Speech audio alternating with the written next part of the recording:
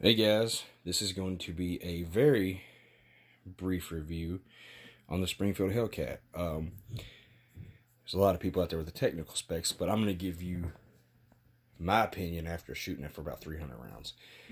I love this gun. It's this along with the SIG P365 is the evolution of handguns. This has pretty much the same ammo capacity as a full-size or near full-size handgun, and it's in a small compact package. This is, you're splitting hairs, but it's almost exactly the same size as the M&P Shield. It's so little of a difference in width that it's not even noticeable. My stepbrother, he was over here and he had the M&P Shield and he was comparing it, and he was like, wow, you know, it's you got the competition's the P365, and sorry for the bad lighting and the weird setup. I'm moving everything, and I just want to make a quick little video. I meant to get this out before Christmas, or about a month and a half ago, but I've been overseas for about 6 weeks. So I just got back, and I'd like to put a little bit more. It's always good to have more data out there, and this is my data. So the gun is shot flawlessly. It's about, I don't know, probably like 300 rounds in. I've shot quite a bit of hollow points and a mixture of everything, and it works. The grip, I don't know, I love the grip. Some people have lukewarm reviews about the grip, saying it's not as great as they say. I think it's perfect. It doesn't grip too much and it's not too little. It's for me, it's perfect. It's adaptive. Supposedly it has, you'd have to look it up, it's got little grips within a grip. So anyway, the sights on it, I like traditional night sights for the 3 dots in the back. Maybe I love the U sight. It's great for picking up. And this sight right here, it's got a tritium in the front. Maybe I'll get used to it. I'll see how it performs in low light settings for me, because I guess it doesn't need to be in pitch black, but just like if you're inside of a car, it's sometimes darker than,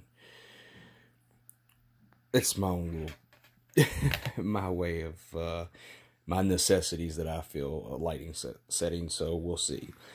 And really the only downside to this gun is the trigger pull is not optimum. It's not bad. It really isn't bad. I felt worse triggers, but I'm spoilt with the M&P line. I love the M&P's trigger.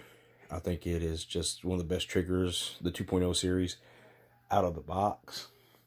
And the shield, I could shoot the shield as good as any full-size gun, and that spoilt me a little bit. And that was one of the things that I had to balance. Do I want accuracy of a full-size gun in a pocket gun, or do I want 14 rounds? And I ultimately decided with the 14 rounds, because it's got the good. This sight does work amazingly for quick target acquisitions. I was shooting fast, doing some drills yesterday, and it really works. It's the first time I've actually used one of these style sights, and it works. As fast as I could pull the trigger, at about, I don't know, 15 yards, I put a fist-size group in the center of my target, and can't really ask for much more. Maybe a bit bigger than a fist, but you know, you get what I'm saying. I may one day upgrade this to an Apex trigger. I'm hoping that on SHOT Show coming up, it is 2019-2020 SHOT Show, which I don't see it because they're normally not good about it. But if Smith & Wesson comes out with a Shield version that's got the capacity of this, I'll probably end up getting that. I mean, I just love the triggers on them, especially if it shoots as well as a Shield.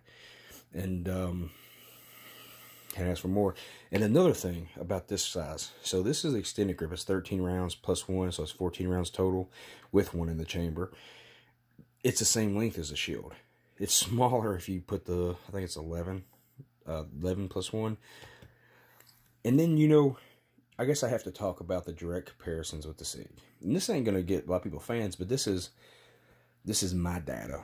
This is the way, this is how my luck is running, how I've come to buy these types of guns. Is I'm not the biggest fan of SIG. I love SIG as a company. I don't know if there's another company out there that's fought for gun rights as much, especially in our day, or modern days. They did the integrally suppress thing where they tried to get past the ATF by making a gun that had a pretty much a extremely long muzzle brake looking thing, which you could put a sleeve over it and it became a suppressor, and the ATF shot that down. And then there's more things that I can even think of, but the SIG brace, all these little AR-15 pistols and everything else you're putting braces on, that was SIG's doing. They fight for your rights, but I have not had the most reliable luck with their modern guns. I've had a few jams with buddies' guns. I owned a SIG P320 that had awful issues. It didn't have the light hammer strike, but just jamming on me nonstop. I don't shoot nothing but premium ammo too, guys. I mean, and I just had bad luck with it.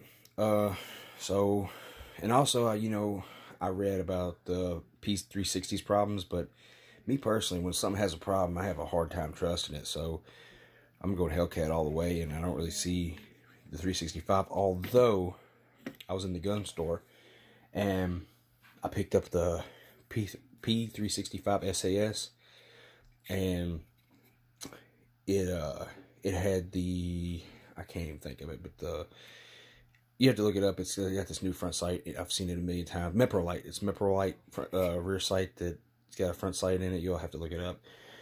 And it was pretty amazing. I've never shot one, but the guy handed it to me, and he's like, there was a deer head on the wall, mounted. And he goes, aim at that deer, and it was all the way across. He goes, aim at that deer's eye or something, and just bring it up instinctually.